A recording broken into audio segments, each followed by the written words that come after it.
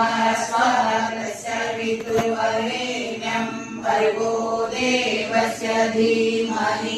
धियो यो नः प्रचोदयात् स्वाहा इदं गायत्रीदं नमः ॐ भूर्भुवः स्वाहा तस्य वितुर्वरेण्यं भर्गो देवस्य धीमहि धियो यो नः प्रचोदयात् स्वाहा इदं गायत्रीदं नमः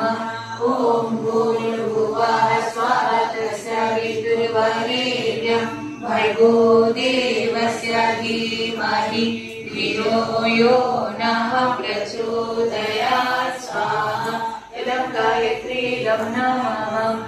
ॐ भूर्भुवः स्वाहा तस्य वितुर्वरेण्यं भर्गो देवस्य धीमहि धियो यो नः प्रचोदयात् स्वाहा